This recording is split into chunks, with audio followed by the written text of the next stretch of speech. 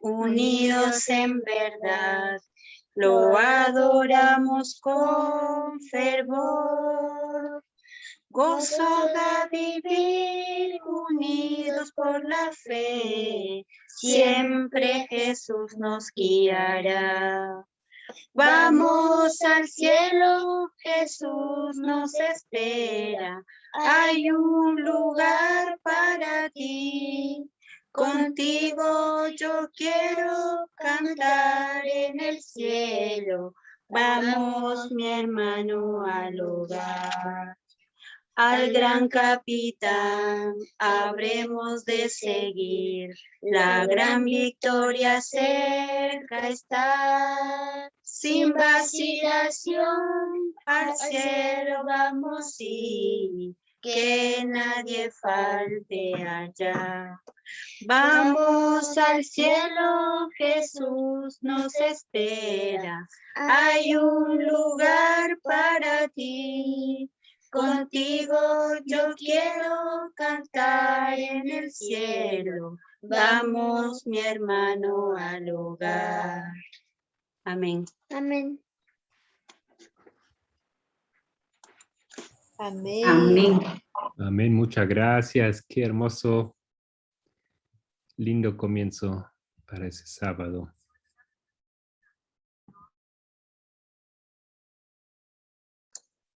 Amén. Bien, entonces vamos a comenzar. Gracias, la hermana Karina y sus pequeños niños tan lindos por este himno tan solemne. Muchas gracias. Bien, vamos a comenzar con nuestro tema de hoy y les voy a pedir que por favor me acompañen en una oración, ¿sí? Oremos. Querido Dios que estás en gloria, muchísimas gracias, Señor, por este tiempo de sábado. Gracias por estas horas sagradas. Te rogamos, Señor, que por favor seas con nosotros, con cada uno de los presentes en esta clase, y que por favor sea tu Santo Espíritu que guíe nuestros corazones, nuestras mentes, para poder comprender lo que aquí vamos a desarrollar. Y muchas gracias, Señor. Acompáñanos, por favor. En el nombre de Jesús te alabamos. Amén y amén. Bien. Que Dios les bendiga a cada uno de todos ustedes, hermanos y hermanas. Voy a decirlo así para no mencionar cada uno de los nombres. El tema que hoy voy a presentar es el tema de los derechos humanos y la Iglesia Católica.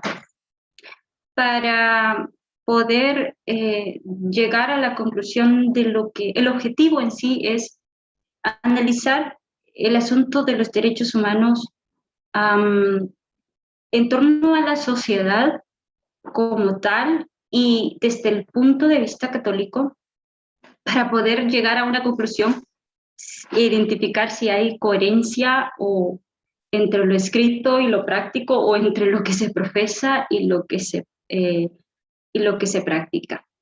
Básicamente enfocado allí está la presentación de hoy.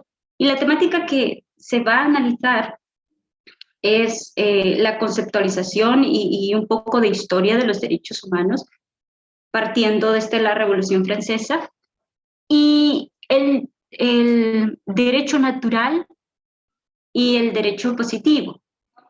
Y últimamente finalizaré con la Iglesia Católica y el concepto de dignidad humana.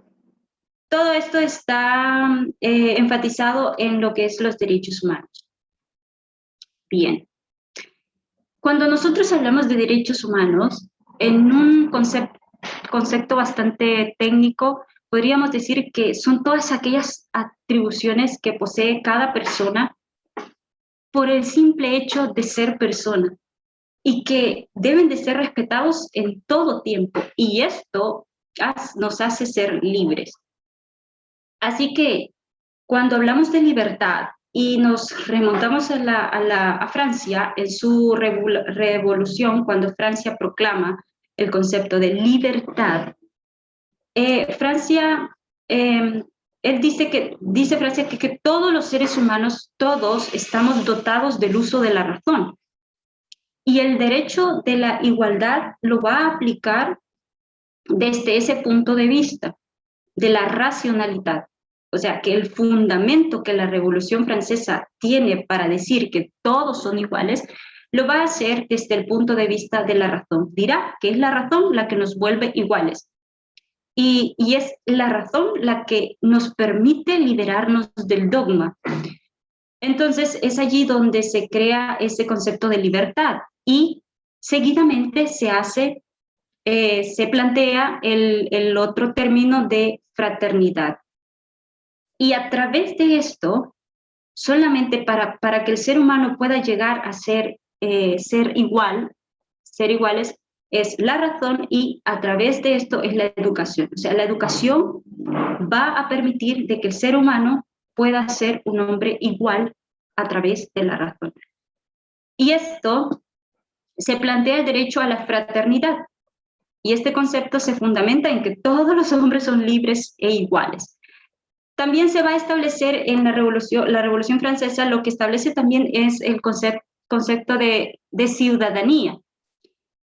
Y cuando hablamos de ciudadanía, la verdad es que este concepto no era nuevo para los franceses. Ya los griegos en su tiempo habían discutido este concepto cuando todos se reunían en las plazas, hablaban de temas de la ciudad, de la polis, y todo esto lo hacían debates en las plazas públicas.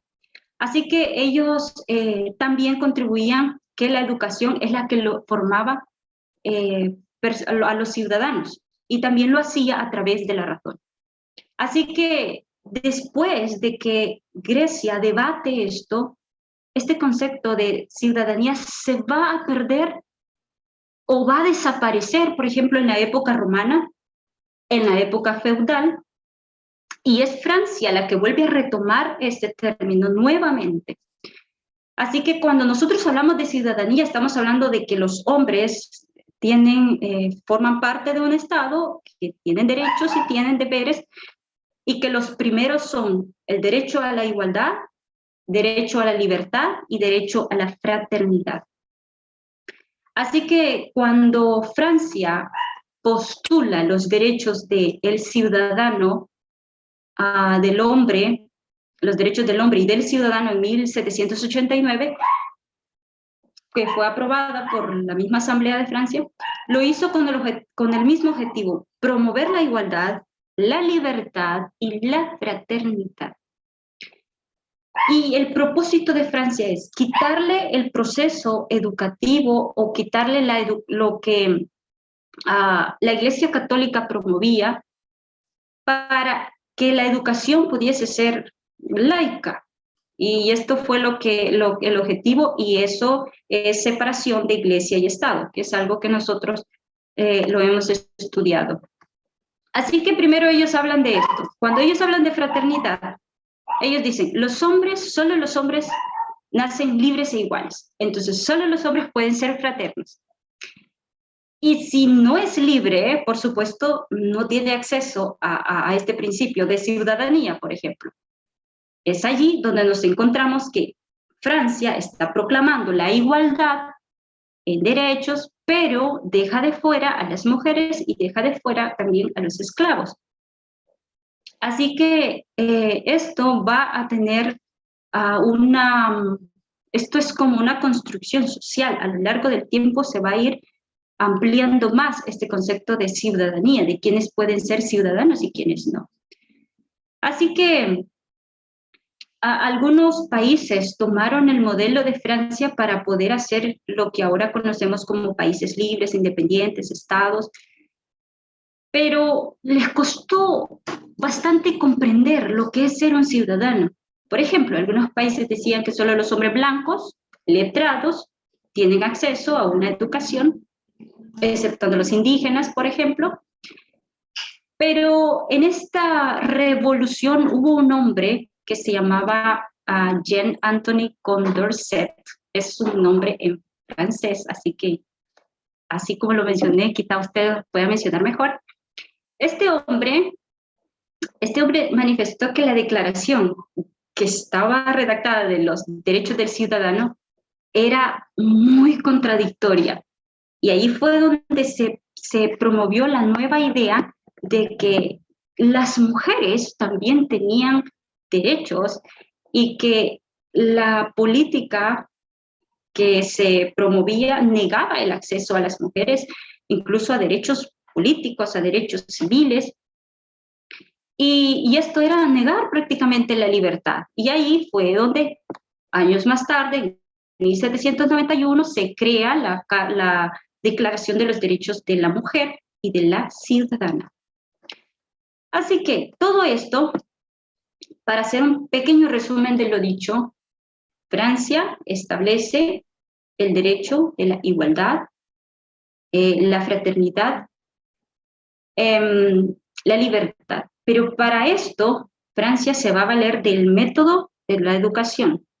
Y es la educación la que los trae a ellos, la que los hace ser razonables. O sea, es el uso de la razón la que vuelve a las personas iguales. Y eso era liberarse del dogma que estaba establecido, y es decir, la Iglesia Católica.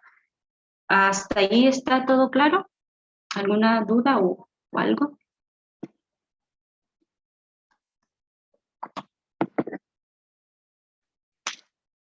Bien.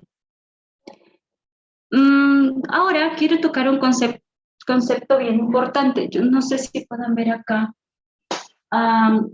Y voy a hablar del derecho. ¿Pueden verlo? ¿O está muy pequeño? O creo que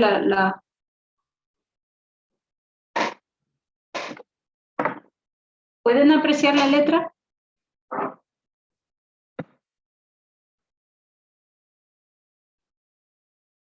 ¿Hola? Sí, Edita. Ok. Entonces, voy a hablar del derecho natural y del derecho positivo. Ok. Cuando hablamos de derecho natural y derecho positivo, estos conceptos no son dados en la Revolución Francesa, es más, son conocidos mucho antes, es decir, mucho antes, en el tiempo de la monarquía, ya se conocían estos dos conceptos. El derecho natural es una corriente filosófica que también se le llama justnaturalismo, y esta corriente filosófica va a defender que la existencia de un derecho anterior a cualquier norma jurídica, hay un derecho anterior, y defiende de que toda la existencia de los derechos del hombre están fundados en la naturaleza humana. ¿Bien? Así que el derecho natural y el derecho positivo van a tener en común que son normas justas y que ambos van a buscar siempre la justicia. Pero el derecho natural dice las diferencias que puedo establecer aquí. El derecho natural son reglas eternas. Decía que son reglas eternas. ¿Ya? Y también que son justas. Esto era lo que defendía. Y cuando hablamos de derecho, ¿sí se ve? Derecho positivo,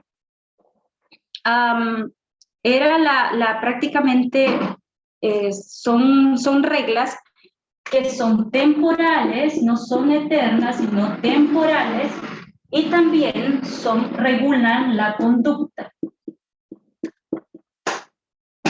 ¿Okay? El derecho natural decía que son reglas o leyes eternas, normas eternas, justas, que se establecen en la naturaleza del hombre. El derecho positivo son normas temporales o son normas que regulan la conducta humana. O sea que anterior, principios regulan la conciencia y las normas dictadas por el Estado regulan la conducta humana.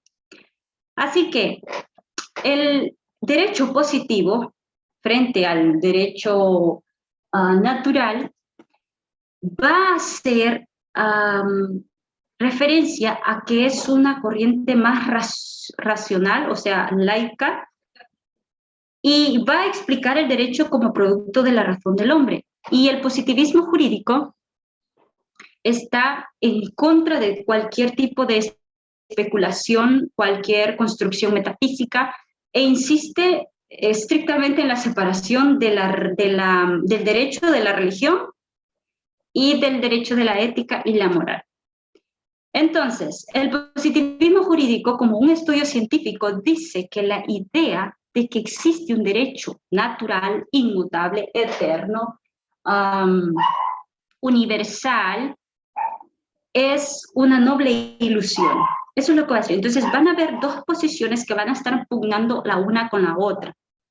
Cuando nosotros llegamos al siglo, todo esto se da a lo largo del tiempo, pero cuando llegamos al siglo XIX, perdón, sí, a mitad del siglo X, desde la mitad del siglo XIX a la mitad del siglo XX, el positivismo jurídico fue muy fuerte, este tipo de pensamientos, pero ya a la mitad del siglo XX la cosa cambió y fue reemplazado por otro tipo de teorías del derecho que explicaban otros tipos de fenómenos jurídicos. Entonces, cuando hubo esa crisis, eso significó algo. Pensar en que ahora va a existir una especie de derecho distinto y esto trae también la idea, se renueva la idea del derecho natural. Es decir, vamos a crear, porque ustedes saben que se crean los derechos humanos en 1948, pero con la idea de que se van a crear pensando en los derechos naturales.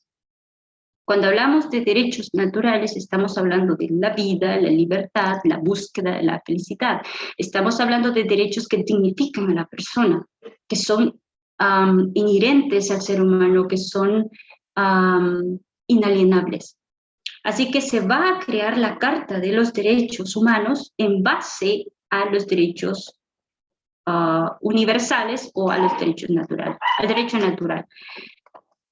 Por ejemplo, cuando nosotros vemos la Segunda Guerra Mundial, allí se reavivó la influencia del iusnaturalismo o del derecho natural, debido a que se cuestionó la obediencia que el positivismo jurídico o estas normas jurídicas estaban implementados por los nazis, por ejemplo. Ustedes ya conocemos todo el gran genocidio que se llevó a cabo en la Segunda Guerra Mundial y que después de eso se vieron en la necesidad de hacer la Declaración de los Derechos Humanos, lo cual hace que el derecho natural se convierta o sea recogido por el derecho positivo. Es decir, ahora vamos a tratar de hacer un equivalente. No podemos decir que el derecho natural puede existir solamente sin el derecho positivo o el derecho positivo solamente sin el derecho natural. Así que, ¿cómo saber cuando una norma es justa y cuando es injusta? Este pensamiento que voy a decir ahora es uno de los pensamientos que la Iglesia Católica en sí tenía y sigue teniendo. Y es algo muy que otra persona puede pensarlo. Si la norma está de acuerdo al derecho natural, entonces es justa. Y si no está de acuerdo al derecho natural, entonces es injusta. Y el derecho natural debe de servir de guía al momento de crear una norma, debe de ser la base. ¿Por qué? Uno de los promotores o que promovía esta idea era Santo Tomás de Aquino y San Agustín de Hipona en la época de los escolásticos. Ellos decían de que existía una ley divina, ley natural y ley humana. Entonces, en la ley divina era todo lo que Dios regía. Dios podía dar el uso de la razón y todo venía de Dios. La ley natural estaba ligada a la ley divina y la ley humana, que eran todas aquellas normas que cualquier ser humano podría establecer en una sociedad. Entonces, para San Agustín y para Santo Tomás, esta ley que estaba en completa concordancia con la ley divina era una ley, con la ley eterna. Si yo, como en la ley humana, establecía un principio que no estaba de acuerdo, entonces no debía de ser obedecido. Si no estaba de acuerdo con la ley natural o con Dios, no debía de ser obedecido. Obviamente Francia piensa diferente. ¿Por qué?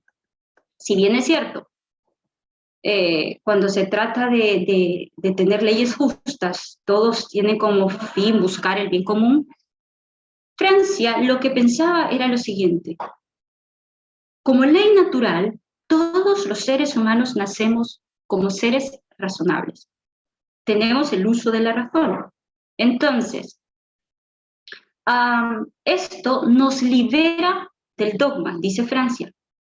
Pero la Iglesia Católica no piensa de esa manera, sino todo lo contrario. Hay una ley divina, ¿ya? Hay una ley natural y está una ley humana o terrenal. Entonces, no podemos deshacernos del dogma o no podemos deshacernos del pensamiento de Dios para poder realizar una ley terrenal. Y aquí, para mí tenía sentido cuando Benedicto XVI, en un encuentro que tuvo con la ONU cierta vez, creo que fue como en el 2018, si no mal recuerdo, dijo que el basamento de los derechos humanos era el derecho natural, pero agregó algo más a eso. Y dijo que cualquier reprensión a la fe o sea, que él no consideraba como algo que podía, no, o sea, consideró inconcebible que cada creyente tenga que suprimir parte de sí mismos, es decir, su fe, para ser ciudadanos activos. Y luego siguió diciendo que la existencia del secularismo como una ideología que amenazaba la libertad de fe o de creencia, en estas sociedades modernas, contemporáneas, era algo innegociable. Incluso para los últimos 3 papas, ha sido un asunto innegociable del derecho natural como basamento de las órdenes legales. ¿Sí? Pero en sí el pensamiento es muy fácil decir, ok, los derechos humanos son derechos universales, son derechos inalienables, están basados en eso, en la dignidad humana, y eso está muy bien. Pero más allá de eso está el pensamiento de que no puedes deshacerte del dogma o de lo que tú crees para poder ser un ciudadano en la sociedad. Y en la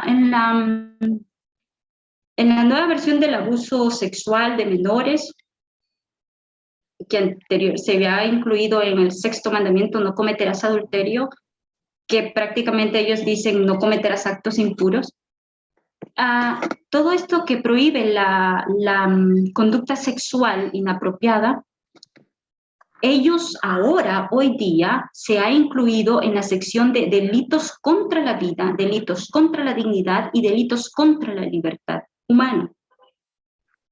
Entonces, lo que quiero decir aquí es lo siguiente. El enfoque naturalista va a plantear que los derechos como el de la vida, ningún acuerdo social, ninguna norma jurídica, nada de esto estará sobre el derecho de la vida. Y si hay una sociedad que pueda sostener eso, allí no puede estar, por ejemplo, la pena de muerte, o en el caso del aborto, ¿ya? Las sociedades, el enfoque naturalista sostendrá que la vida es un derecho inalienable, y que si estás en contra de que algo es natural y que algo es dado por Dios, entonces estás en contra de los derechos, entonces estás en contra de la dignidad, entonces estás en contra de Dios mismo. Y el otro enfoque que tiene esta corriente positivista, el otro enfoque es que todos los derechos tienen carácter social y no natural. Ellos dicen que todo obedece a una especie como de contrato social. Y ahí es donde nosotros vemos quién pugna más. Así que el enfoque naturalista... ¿Perdón? ¿Alguien quería opinar? No, el micro de la hermana Petiña está abierto. Perdón.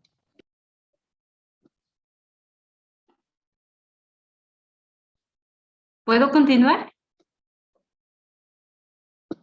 Sí, Edita, boa noite. Desculpa, sem querer.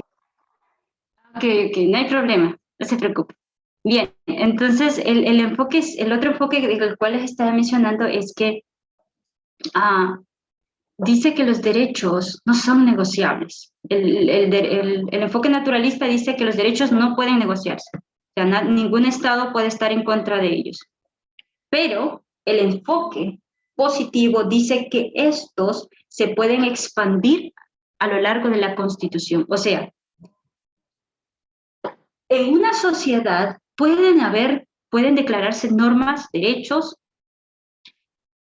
pero si se alcanza el objetivo esperado para que esta sociedad pueda obtener el resultado que se espera al establecer normas y derechos, entonces ya no los necesita. O sea, es como una construcción social. Se va a ir analizando la sociedad y se va a ir viendo si ésta necesita o merece libertad o no la merece. Entonces ahí nosotros vemos en la época antigua, comparamos con hoy y vemos cómo ha avanzado esta situación de los derechos humanos. Entonces, esa es la idea que tiene el derecho positivo o el positivismo jurídico, en otras palabras. Así que también el derecho natural fue avanzando a lo largo del tiempo. Primero se decía que la divinidad, por medio de la razón del hombre, la razón venía por medio de la divinidad, y este hombre podría ser, por ejemplo, un rey, ¿ya? Pero se necesitaba la división de poderes, y se tuvo que establecer eso porque se creía que el rey, o de donde venía esto, tenía el conocimiento del bien y del mal, entonces él sabía qué hacer. Pero esto mejoró en la Declaración de los Derechos del Ciudadano, del hombre y del ciudadano, porque se crea no solamente Francia, no solamente va a establecer estos principios de igualdad, de fraternidad. Francia establece el principio del constitucionalismo, ¿sí? Esa división de los tres poderes, o el Estado de Derecho liberal, en otras palabras. Entonces, Francia va a construir esto para hacer saber de que ya no se necesita lo divino, sino más bien somos ciudadanos y tenemos un Estado de Derecho liberal, que nosotros podemos establecer las normas.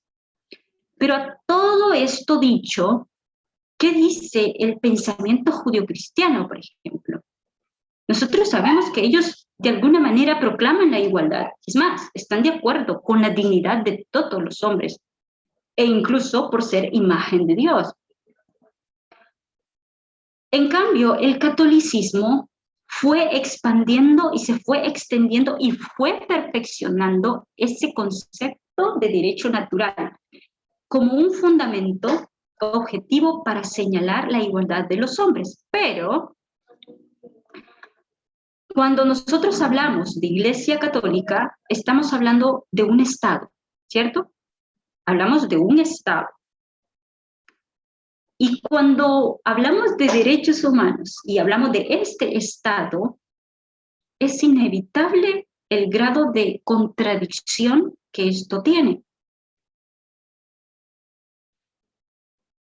Se trata de una contradicción que consiste en que la Iglesia es, por una parte, una de las grandes instituciones que defiende los derechos humanos, defiende la dignidad, pero por otra parte, al mismo tiempo, es una institución que no pone en práctica esos principios de integridad. La Iglesia Católica, antiguamente, quiero contarles algo, yo estuve hablando con un profesor que sabe bastante de estos temas, que me explicara un poco cómo era la concepción que tenía la Iglesia Católica respecto a los derechos humanos, o cómo ellos ven ahora esto. Y él me dijo que la Iglesia Católica antes, en la antigüedad, ellos tenían la idea del pecado original, o sea, partían de esa idea del pecado original. Todos los hombres somos pecadores por naturaleza Entonces, desde ese momento ellos decían, entonces el pecado es una condición natural del ser humano.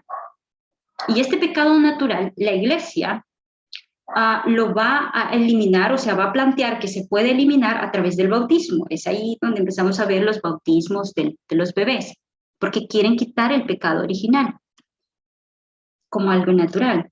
Entonces, luego, la Iglesia va a plantear que todos los seres humanos poseemos una dignidad. Esta palabra es una de las palabras que es más mencionada por estos últimos papas, la dignidad humana. Ellos van a plantear esto, se van a enfocar en la dignidad humana. Todos los seres humanos, todos poseemos una dignidad, y esa dignidad proviene de Dios, es divina, ¿ya? Entonces, nacemos con una dignidad que es dada por Dios, y lo vamos a entender desde el principio de la obra creadora de Dios, de que Dios es un creador. Entonces, desde ese punto de vista, atentar contra la vida implica atentar contra la obra creadora de Dios o contra la dignidad. Entonces,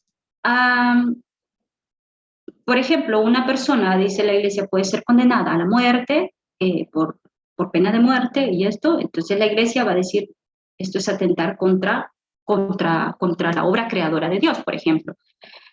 Así que este argumento es lo que sirve ahora, en parte, al creer en la ley, en Dios como creador, hace referencia a lo que Francisco dice acerca de, por ejemplo, si atentamos contra la naturaleza, el cambio climático, si atentamos contra la naturaleza, o sea, contra los bosques, es creación de Dios, entonces estamos atentando contra Dios o contra la obra creadora de Dios. Y esto, atentar contra algo que fue creado por Dios, es atentar directamente contra Dios. Por ende, la oposición al aborto es muy fuerte. ¿Por qué? Porque estás atacando contra la vida humana y es creación de Dios. Entonces es allí donde ellos pueden estar muy, muy acérrimos a no creer. El problema que yo más veo es que están partiendo desde este concepto primero sin considerar la importancia que el derecho positivo tiene. Y cuando yo busco y busco lo que significa dignidad humana, en realidad dignidad humana son derechos humanos, son prerrogativas que están sustentados en la dignidad humana. Y dignidad humana es lo que nos hace a nosotros ser seres autónomos, sociales. Es lo que nos hace a nosotros seres sujetos individuales, lo que nos hace tener características particulares por el simple hecho de ser persona. Eso es dignidad humana, ¿sí? El derecho a ser nosotros mismos, el derecho a tú ser tú mismo. Entonces, si la Iglesia Católica entiende que dignidad humana, ahora esto es el mensaje más fuerte, pero si dignidad humana es derecho a que tú seas tú mismo, ¿ya? A expresar tus ideas, la profesión que tengas, respetar a los demás y todo esto. Y todo aquello que se opone a la dignidad humana son aspectos como tratos humillantes, como discriminación, por ejemplo, en todas las facetas de género, desigualdad, en todos los niveles. Esto se opone a la verdad, a la dignidad. Es allí donde yo vuelvo a repetir las palabras anteriores. Hay tremendas contradicciones de lo que se profesa decir a lo que se practica. Por ejemplo, exacto, de clases sociales también, todo esto. Gracias, Carol. Y fíjense que una de las contradicciones que me pareció bastante importante era la democratización en la designación de cargos dentro de la Iglesia Católica. Hay una contradicción, ¿ya? La discriminación de personas de orientación sexual diferente. Otra de las cosas que me pareció interesante, el celibato obligatorio. También la subordinación de la mujer en los cargos de liderazgo, de responsabilidad, ya ustedes saben, ¿no? Como el sacerdocio, el liderazgo, etcétera, etcétera.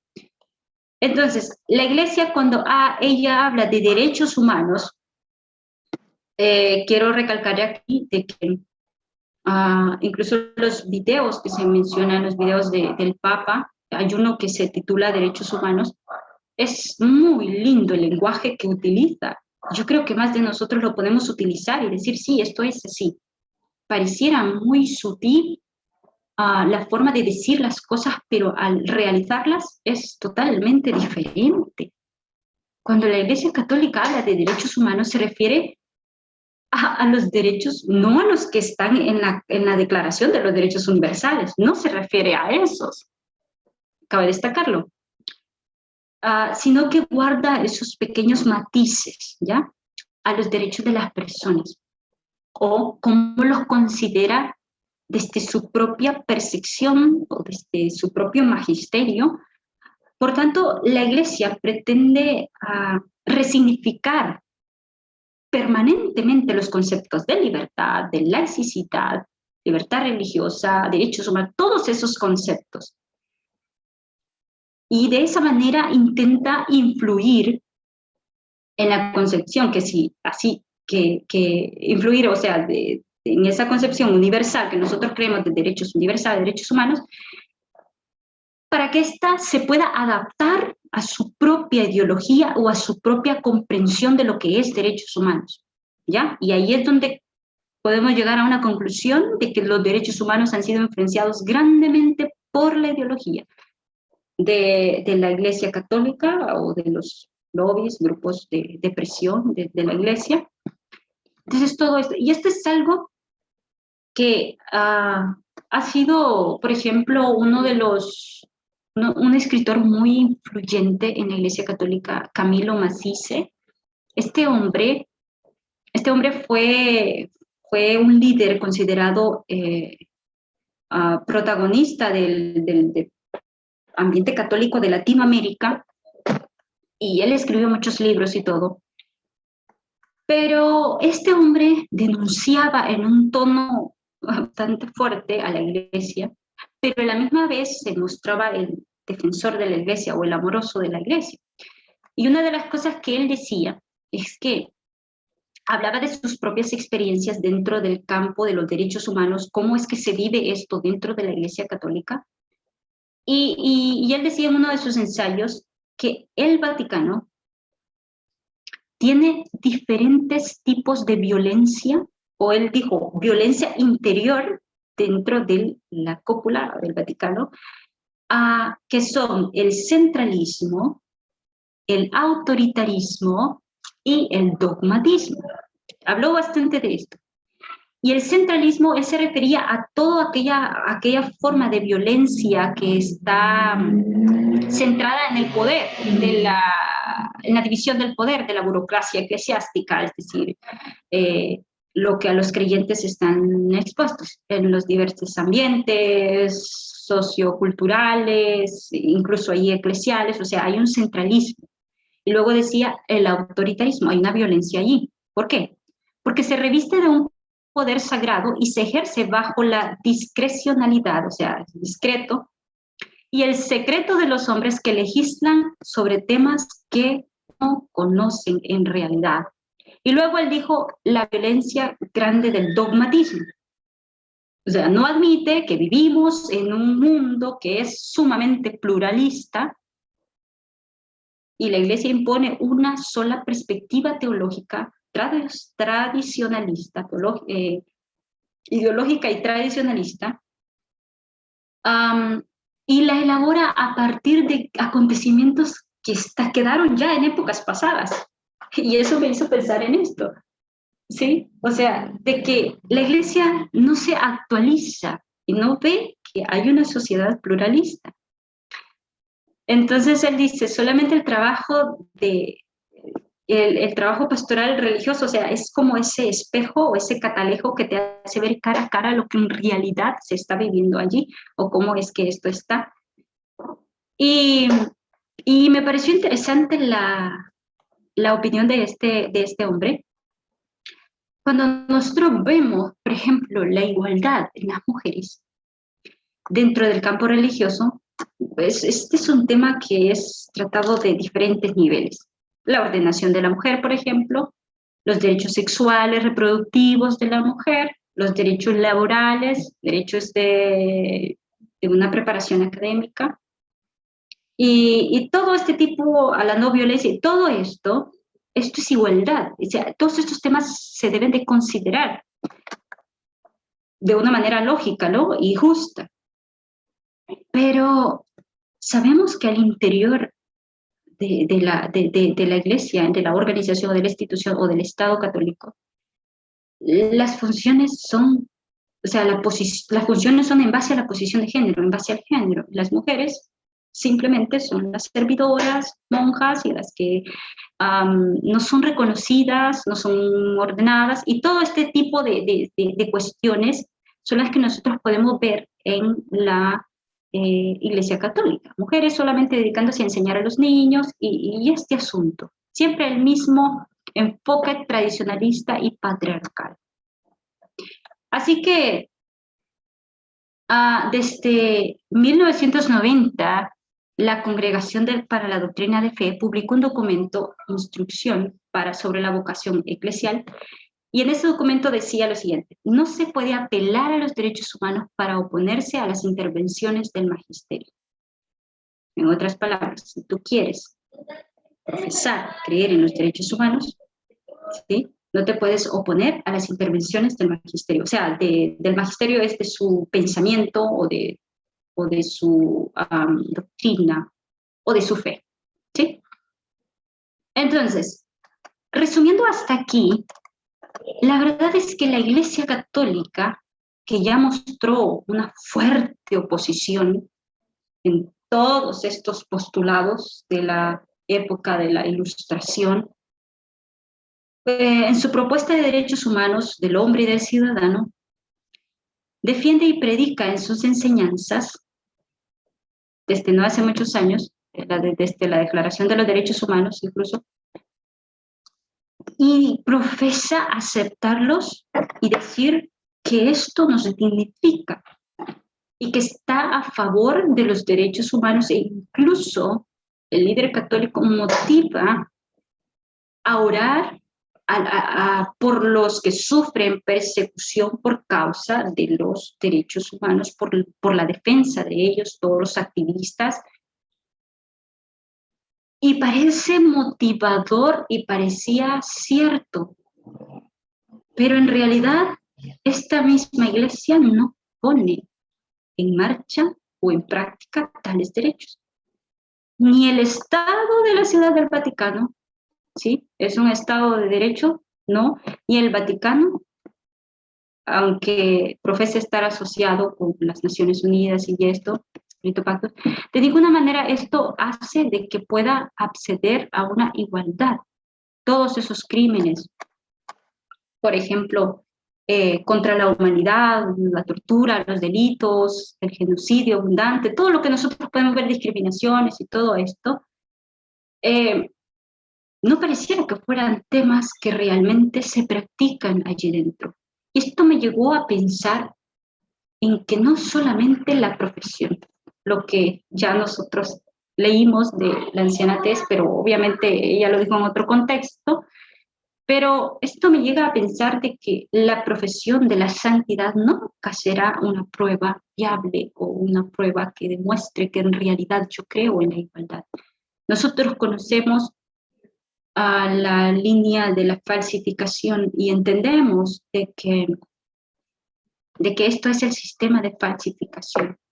Promover, profesar, creer en la igualdad para las mujeres, oportunidad para ellas, hablar muy lindo de todo esto, pero en realidad cuando queremos ver los resultados es muy evidente, aún para personas que incluso están allí mismo dentro. Algunas personas pueden identificar esas disparidades o esas contradicciones dentro de la Iglesia Católica. ¿Hasta aquí tenemos algún comentario?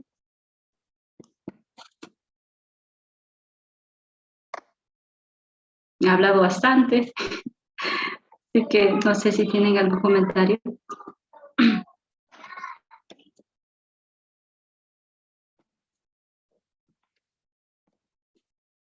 Bien, entonces, terminando, el hecho de decir de que los derechos humanos, la Iglesia tiene su mensaje y dice los derechos humanos declarados en la Declaración Universal de 1948, la base de ellos es el derecho natural, que el derecho natural contiene la vida, la libertad, la búsqueda de la felicidad, la dignidad, son derechos inalienables.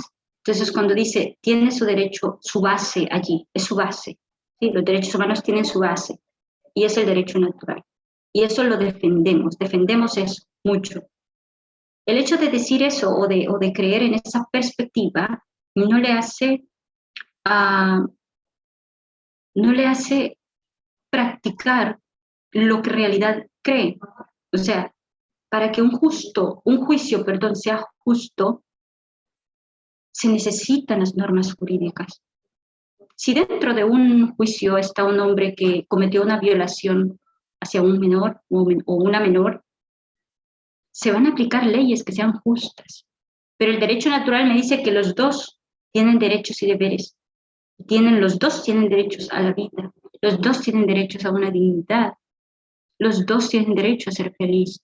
Los dos. Tanto el que cometió el delito como el agraviado.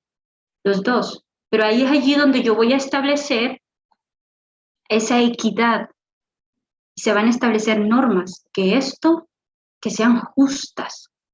Y eso es lo que vemos nosotros ahora con los derechos humanos. Normas que son justas, ¿ya? Y que dignifican a la persona. Pero si eso ataca contra, por ejemplo, en el caso de la Iglesia Católica, contra su dogma, contra su religión,